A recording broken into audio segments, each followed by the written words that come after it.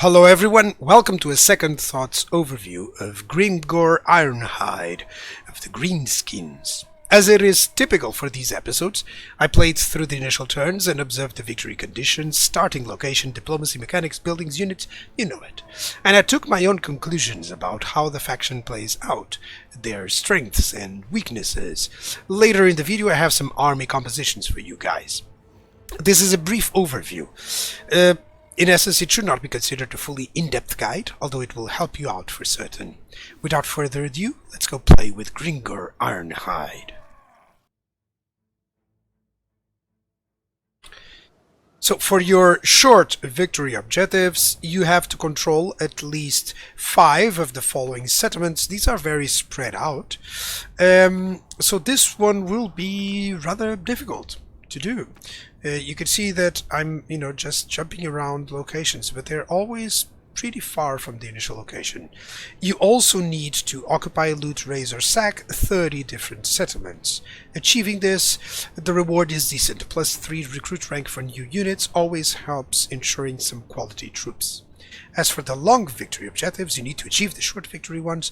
Occupy, loot, raise, or sack 75 different settlements. And then destroy every bloody secondary orc faction. Sure, many will be done by the time you get to them, but there's still a chance that at least one of them will be big enough to become a challenge. The reward is actually cool, with extra global recruitment capacity, decent for those extra armies in the late game getting to 20 units faster. Greenskins actually they managed to recruit really fast as well, due to some building mechanics that you'll see in just a moment. Now Grimgor is the harbinger of Gorg. This means that he can unlock hero recruitment, the Black Orc Big Boss, in all provinces, which is useful in the early game especially. The Wog has a chance to contain Black Orcs, which is perfect, it's just so good. And campaign movement range is always a nice buff, all armies 10%. The upkeep 15% for Black Orcs and big gun units just ensures they can always field more of these units without stressing too much of your income. As for climate, it is both good or rather slightly better than average. You may have replenishment issues if you go into a longer domination campaign. Let me just show you here. So there's plenty of green and yellow to go around. Just the chaos to the north is complex. The Ulthwan Island is rather a problem as well. But if you go into domination, pretty sure you can do it with Grimgor. Of course, always with those negatives that you can see here, both the unpleasant climate and the uninhabitable climate. Due to how the Greenskins have slightly of a less replenishment rate, under uninhabitable climate it will be a problem, a pain. But other than that, pretty sure you can conclude with a domination campaign with the Greenskins.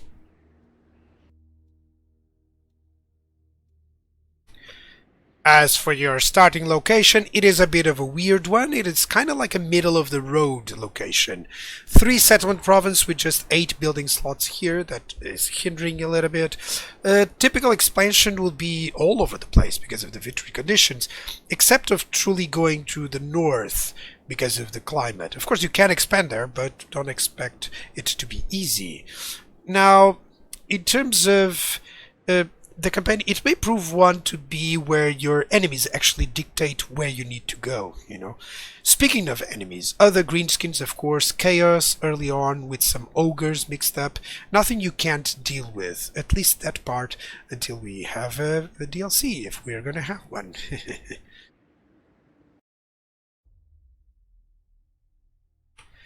Greenskins are part of the Evil Tide. Anything that is fighting chaos or any other order faction is going to quickly become your friend. Now, chaos, ogres, and other Greenskins factions, of course, all surround you and will soon become your enemies. Good outposts should include some good cavalry, maybe good armor-piercing missile units or flyers. Hence, perhaps consider the Skaven or the Vampire Count to provide you with some units. Although Greenskins do have an amazingly varied unit roster filled with nearly all the unit types, so they will rely less than other factions in outposts for some good old combinations. In terms of mechanics, the Greenskins have several.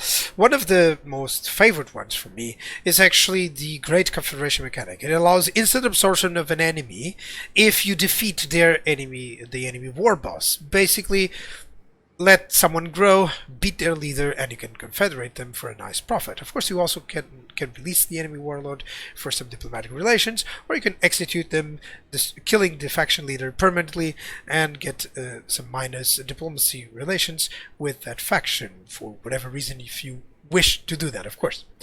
Now, in terms of others, you have the Great Wog, basically. You have a Wog, the Great Wog, and the Greater Wog.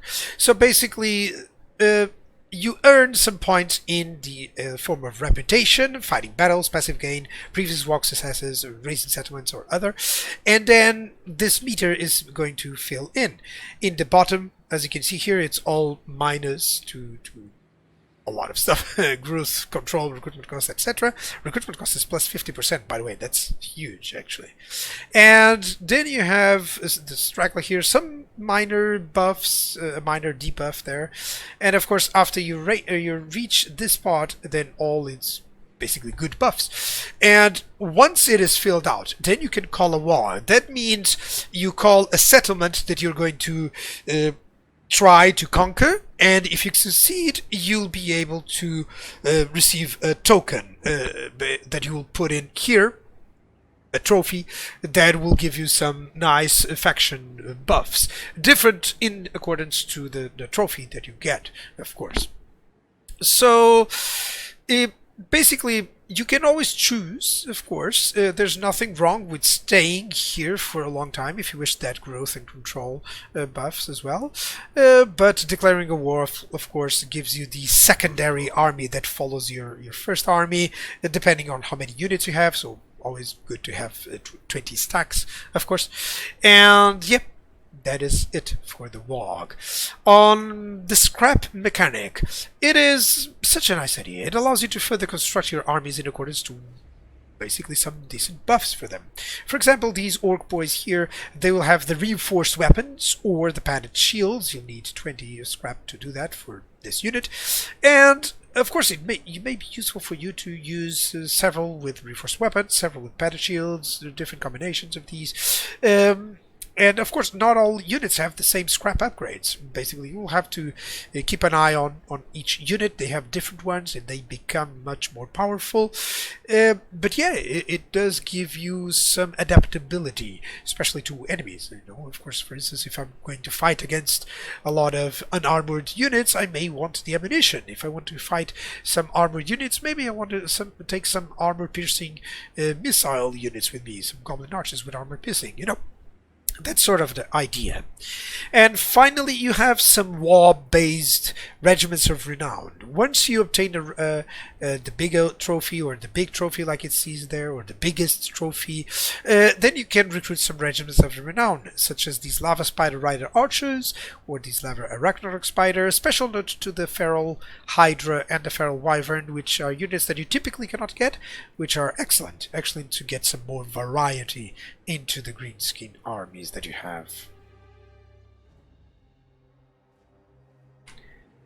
In terms of army stances, they are slightly different. So Raiding Camp allows scrap per turn, replenish immune to attrition, and it costs 0 movement points. Perfect at any moment.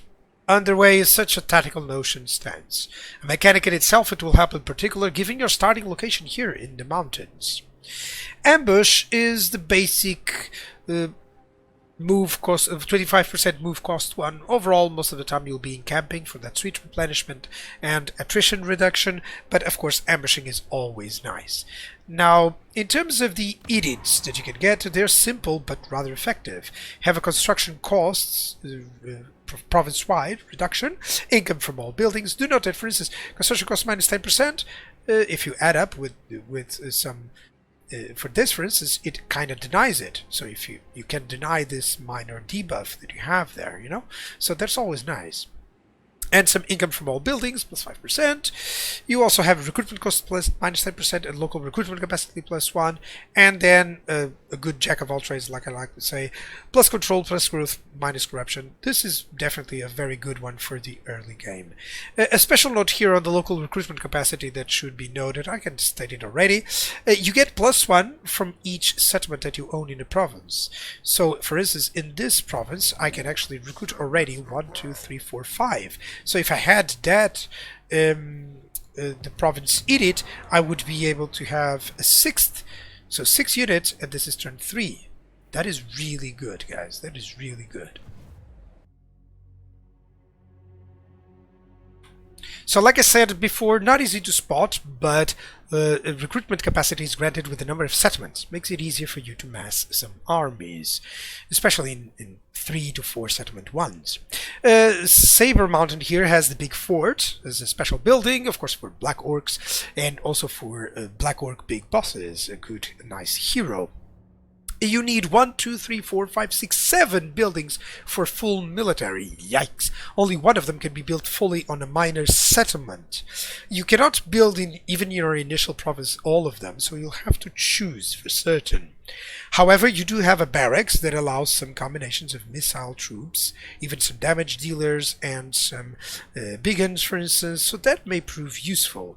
Although, in terms of tier 4, that's where you have the big ones. The Black Orcs, the Arachnarch Spider, even the Orc-Poor big guns for anti-large, and some Doom Diver catapults. So you may wish to preferably invest in those. Noticeably on the tier 3 you have the Stone Trolls, best type of troll that you can get, of course, but still tier 4 is where the magic kind of happens. In terms of infrastructure, you have a nice control and corruption denial building that also unlocks a hero. And a growth and replenishment building.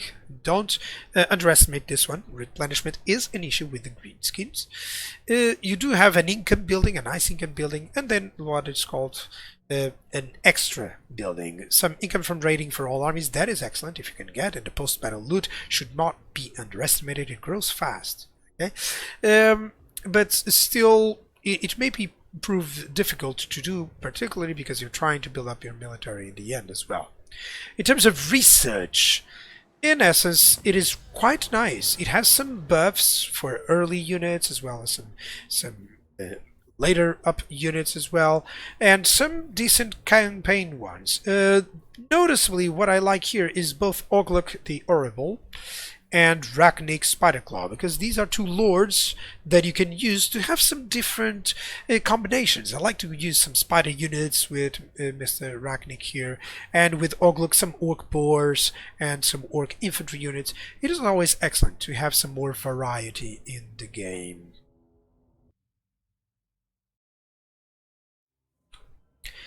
As always, Legendary Lord or Lord-specific skills are here, yellow line, or in this case combat ones, the red line or army ones, and also the campaign or blue line as it's known.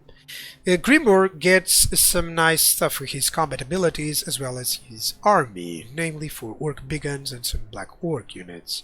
The red line is, in my opinion, one of the best in the game. With so many units, you actually get a variety spending few skill points, from having like missile units, cavalry units, infantry units, all in just one skill. It just helps out so much. Blue line does have some upkeep reduction here, as well in the Renowned and Feared, but no replenishment at all.